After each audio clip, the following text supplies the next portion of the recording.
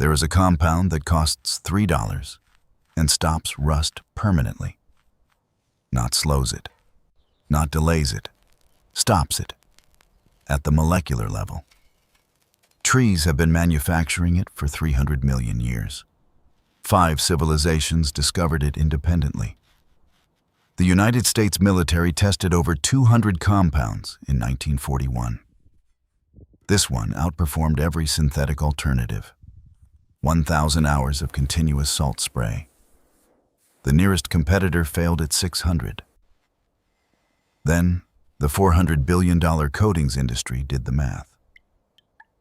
A permanent $3 solution leaves no room for repeat customers. They did not ban it. They did not disprove it. They simply made sure you would never learn its name. The name is tannic acid, and the trees have never stopped making it. You cannot patent a chemical reaction that trees have been running for 300 million years, but you can make sure no one remembers it. The archive opens on a courtyard outside Rome. 1st century before the Common Era. Sunlight cuts through a timber roof. Stone vats line the wall. Inside, a dark brown liquid. Crushed oak bark steeping in water. The smell is sharp, astringent. The air itself feels thick. A tanner's apprentice lowers an iron knife into the liquid. He leaves it overnight. The next morning he pulls it out. No rust. Instead, a thin dark film covers the blade. Smooth, permanent. He does not understand the chemistry, but he understands the result. The knowledge moves. Tanner to blacksmith, blacksmith to armorer, armorer to general. Within a generation, Roman legions are maintaining their iron with oak bark solution. At the northern frontier, a military outpost called Vindolanda keeps written records. Leather tablets, maintenance schedules, the same chemistry. 2,000 years later, archaeologists recover those tablets. The instructions still legible, the chemistry unchanged. I knew a man. Someone you did too. Every autumn he filled a cast iron pot with oak bark and water, set it behind the barn, let it steep for days. The liquid came out dark as coffee, sharp enough to make your eyes water. His fingers were permanently stained, dark brown at the tips. He never wore gloves. Every tool passed through that pot before winter storage, every blade, every hinge, every bracket. He never called it chemistry, he called it common sense. The trees make it, he said. I just collect it. When he passed, nobody kept boiling the bark. The pot went to a scrapyard. The tools went to a garage sale. Most of them rusted within 2 seasons. The oak tree is still there, still producing. It never stopped. We did. But Rome was not alone, and neither was that man behind the barn. Every civilization that had iron and forests arrived at the same conclusion. Persia. A swordsmith works by firelight under a desert sky. Before him, a bowl of crushed pomegranate husks. 28% tannic acid by weight. He soaks the blade. The same dark film forms, the same protection. The pomegranate tree taught him the same lesson the oak taught the Roman tanner. Japan, Kyoto, firelight on folded steel. A katana core treated with fermented plant extract. Condensed tannins drawn from persimmon and chestnut. Applied in layers, each one darker than the last. This is not ritual. This is chemistry the forest provided. West Africa. A Yoruba blacksmith strips bark from an acacia tree, pounds it, steeps it. A dark honey-colored liquid fills a clay vessel. Before the rains come, every tool passes through the bath. 6 months of tropical downpour follow. The tools survive. South America. Mapuche artisans work with quebracho wood. The name itself means axe breaker. The heartwood is dense with tannins. Spanish traded iron implements preserved for generations. The Spanish never ask how the tools last so long. 5 civilizations, 5 different trees. None of them communicated. None of them shared research papers. None of them filed patents. Every single one arrived at the same molecular conclusion. That is not folklore. That is convergent chemistry. And the trees had been manufacturing the compound for 300 million years before any of them noticed. What is the oldest tool in your workshop? Drop it in the comments. I guarantee it has outlasted every commercial coating that was supposed to protect it. 1813, Paris. A French chemist isolates the compound in pure form. He gives it a name, tannic acid. He documents the reaction. Tannic acid meets iron oxide, rust. The two combine into a new compound, ferric tannate, blue-black, insoluble, permanently bonded to the steel surface. This is the moment that changes everything. And the reason is simple. A coating hides the problem. It sits on top. It chips. It peels. It lets moisture back in. And when it fails, you buy more. A conversion eliminates the problem. It transforms the rust itself into the protective layer. The disease becomes the cure. There is nothing left to chip, nothing left to peel. The armor is the rust, transformed. 1850, Portsmouth, England. The Royal Navy runs a 5-year trial on iron warship hulls. Tannic acid solution against lead-based paint. The results are decisive. 60% less corrosion, at a cost of pennies per gallon. 1941, a military testing facility in Maryland. The United States War Department authorizes a comprehensive corrosion study. Sealed chamber, pre-rusted steel panels, continuous salt fog. Over 200 compounds are tested. Synthetic primers, industrial coatings, proprietary formulas from the largest chemical manufacturers in the country. The synthetics begin failing at 400 hours. The best commercial products hold until 600. Tannic acid at 4% concentration holds past 800, past 900, crosses 1,000 hours. The steel beneath is clean, dark, protected. The data was classified until 1947. When released, it was devastating. A tree compound, mixed with water, applied with a brush, outperformed everything the chemical industry had spent millions developing. Modern peer-reviewed journals have confirmed it since.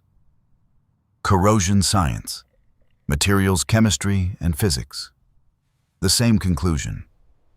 Museum conservators trust it with irreplaceable artifacts, objects that cannot be risked on anything less than permanent. Tannic acid holds generally recognized as safe status. It is in every cup of black tea you have ever had. The military proved it in 1941. Peer-reviewed journals confirmed it in 2019. The data never changed. Only the marketing did. After 1945, major coating manufacturers had invested millions in synthetic production lines. Factories, distribution networks, sales teams, dealer agreements. A powder that any mechanic could mix for $3 was not a business opportunity. It was an existential threat. Consider the numbers. The global automotive parts aftermarket exceeds $400 billion. Corrosion-related repairs alone account for roughly $90 billion. Every primer, every undercoating, every rust prevention product assumes one thing. You will need to buy it again in 18 months. A permanent solution does not fit inside that economic engine. So the compound was repackaged. Commercial rust converters appeared in 1978. Proprietary names replaced the chemical name. Bottles that cost $15 to $30 at retail. The primary active ingredient in most of them is tannic acid. Dealership undercoating packages run $500 to $2,000. The same molecular reaction, different vocabulary, much higher price. Same molecule, new vocabulary, much higher price. They did not ban tannic acid. They did not need to. They simply stopped mentioning it. The silence was not personal. It was profitable. Here is what you need. Food-grade tannic acid, 100 grams. A bag costs $3 to $5 depending on the supplier. A plastic bucket.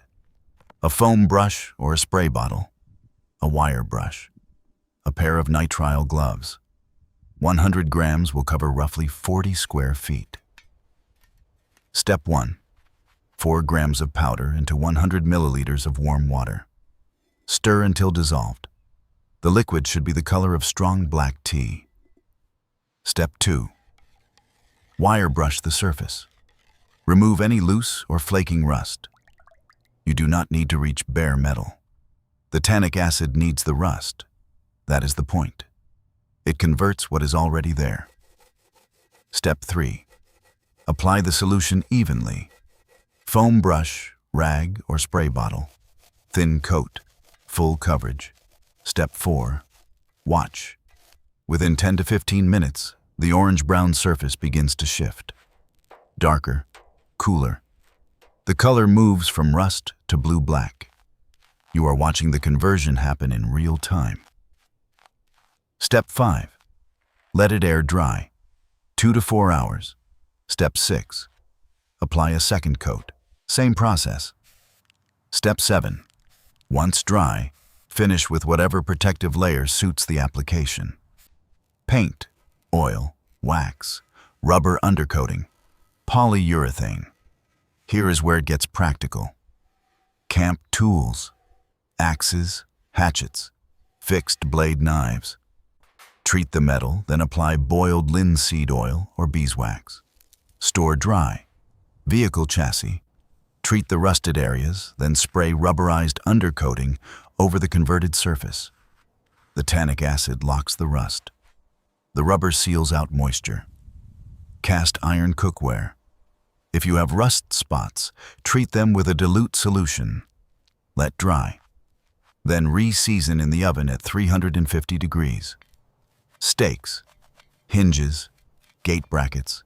Treat and apply a light machine oil. The cost: 100 grams of tannic acid will treat a truck chassis, a full tool set, and a season of cast iron work. $3 to $5, 45 minutes of your time. A professional service will charge $300 to $800 for the same molecular reaction. You are watching 300 million years of tree chemistry solve a problem that a $400 billion industry told you required their product, their schedule, and their price. A note on safety. Use food-grade tannic acid only. It holds generally recognized as safe status. It is the same compound in every cup of tea. Wear nitrile gloves. Tannic acid stains skin brown, harmless but persistent. Work in a ventilated area. Use a dedicated plastic bucket. At working concentrations, tannic acid is non-toxic. Good workshop practice applies to everything, including compounds that trees have been making safely for 300 million years. One more thing. A mechanic in Montana treated a 1997 pickup in 2019. The chassis had surface rust from 2 decades of mountain winters. He applied 2 coats of 4% tannic acid solution and sealed it with rubberized undercoating. 3 winters of heavy road salt followed. 0 new corrosion on treated sections. Untreated sections on the same chassis showed visible rust within 8 months. The chemistry does not wear off. The rust itself has been transformed into the armor. If someone you know is about to spend $200 on a rust converter that contains $3 worth of tannic acid, send them this video. Roman legionnaires standing beside oak bark vats. Persian swordsmiths under desert stars. Japanese craftsmen working by candlelight. West African blacksmiths preparing tools before the rains. and someone you might have known. Boiling bark behind the barn every autumn. None of them published a paper. None of them filed a patent. None of them started a company. They just used what the trees provided. The oak trees never stopped producing tannic acid. The pomegranate never stopped. The acacia never stopped. The chestnut never stopped. 300 million years of uninterrupted production. No patent, no subscription, no markup. The chemistry is permanent.